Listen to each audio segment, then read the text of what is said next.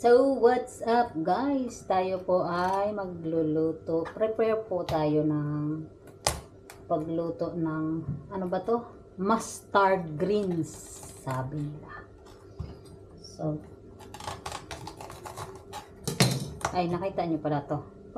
Kind of cabbage din siya. Pero may hugis lang kasi. So, atin lang pong paghiwa-hiwalayin si mustard green.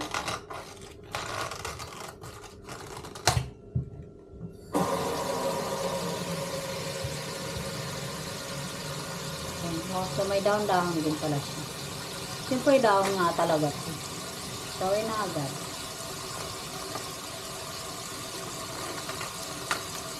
Parang ito yung ano, tawag na ito. Basta ito na yun.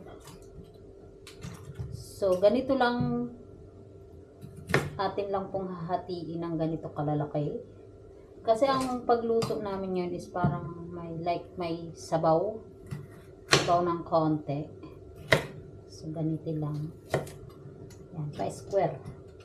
Para nandoon pa rin yung hugis niya. Ay, kaso ito hiwa-hiwalay na.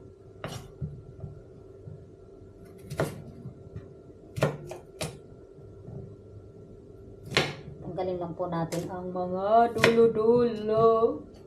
Kasi medyo matigas yun. Pero pakukulaan kasi ito ng ano. Ay lulutuin siya ng about 30 to 45 minutes. Daw. Yun ang kautusan.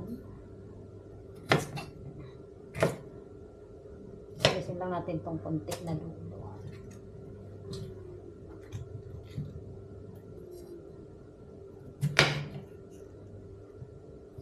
So, siguro okay na to.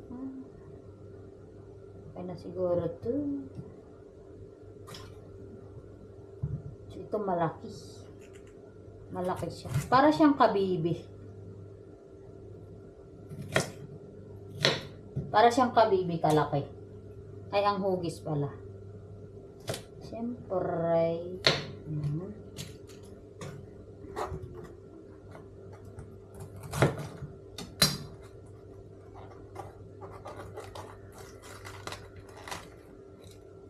Paano ba ito?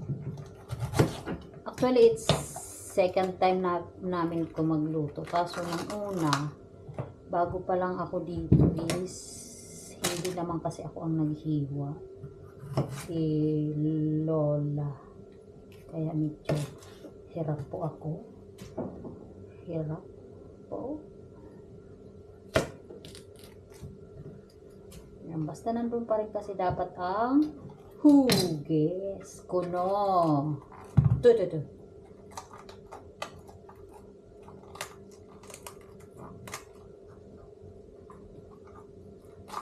Ang cute. Kita nyo, parang bola. So, hatiin ko lang siya.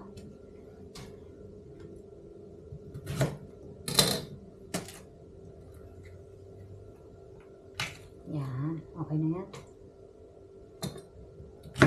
Para matira-piraso lang natin. So, okay na siguro ito. Yan.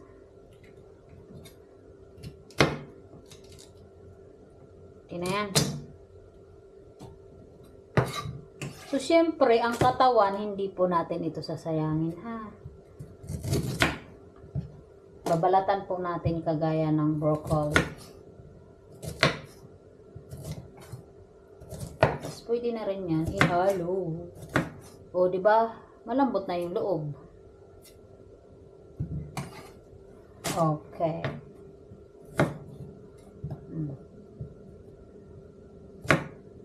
Tingnan lang natin ang ganito. Ganito lang.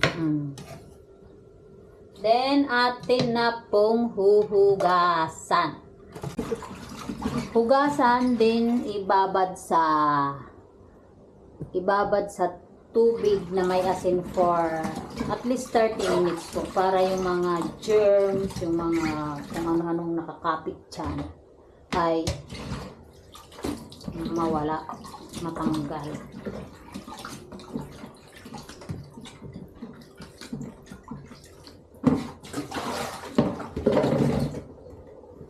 So, basta ibababad ha. So, atin lang pong hugasan ng 3 beses. Pangalawa.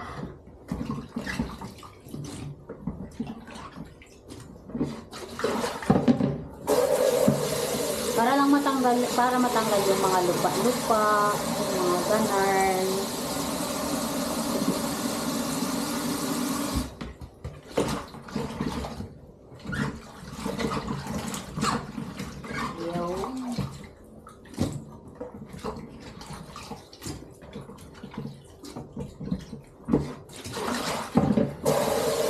Then, lagyan po natin ang atin yung tubig. Parang salty water na. 3 kasi malaki. Teaspoon lang naman yun.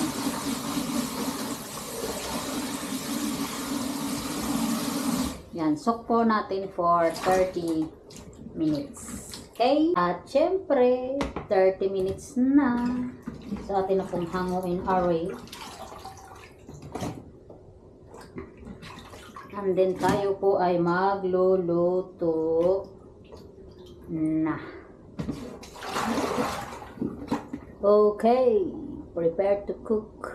So, prepare na tayo. Meron akong luya, sibuyas, bawang, at shiitake mushroom. Tapos, dry shrimp or hibi. Hibi yata to sa atin yun. Tapos, igigisa lang po natin sila. Ano? So, mainit na po ito. Lagyan na natin ng mantika. Gisa-gisa. Ang mahiwagang buto.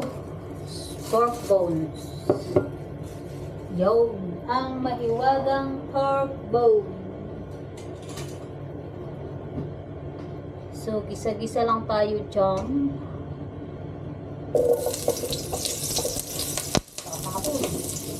Sorry naman. Yan. Siyempre na natin si sibuyas, si bawang, at luya. Para mabango.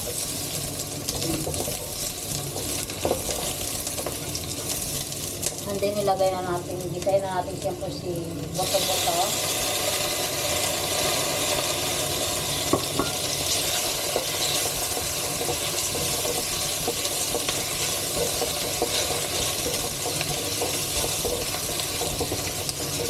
Pangkutsa lang natin to ng kaunti yung buto-buto tapos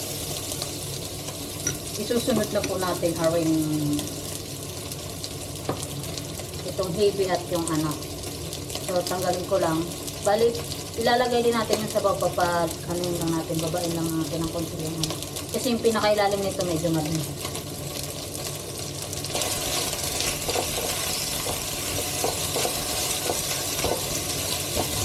So, wala po tayong ibang ilalagay dito kundi asin at paminta lang. Walang may itim na kulay na panlagay dapat.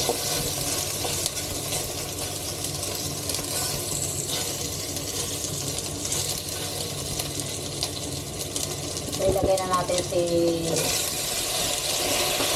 heavy at si shiitake mushroom para magisa natin ng kaunti.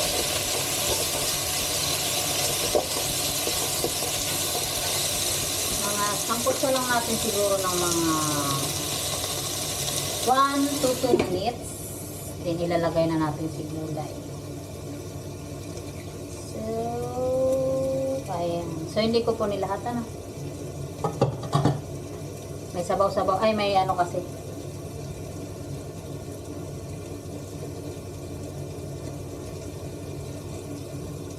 Ayan.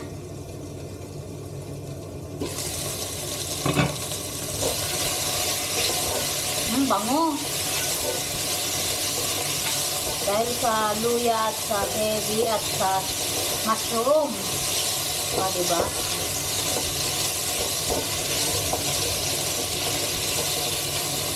So, atin natin ilagay para magisa-gisa ng kaunti.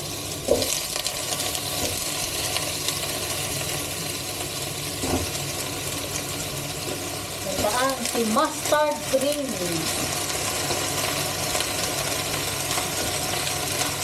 Yung So guys, nilagyan lang natin ng tubig. Pakukuluan po natin siya ng about 30 minutes. Yan. Pakulo lang. Parang kulang pa yung tubig na yan. Ayan, dinagdagan natin niya ng, nilagyan po natin niya ng paminta at asin. So, nawalan tayo kanina ng video sa paglagay kasi na full storage tayo. So, yun na. Yan na. So, pakulo lang tayo ng 10 minutes. Siyempre, time to time ating stir siya. And so, after 30 minutes, so ito na, may sabaw pa rin. May sabaw pa rin siya. So, ayan, medyo matigas pa rin. So, i-continue natin to. I-continue to mamaya ng hanggang siguro lulutuin pa natin ng after 30 minutes. Basta ganito pa rin, may sabaw pa rin. So, parang, ito na ang yari niya. After 30 minutes. Yan na yun, may sabaw-sabaw konti para para higop-higop.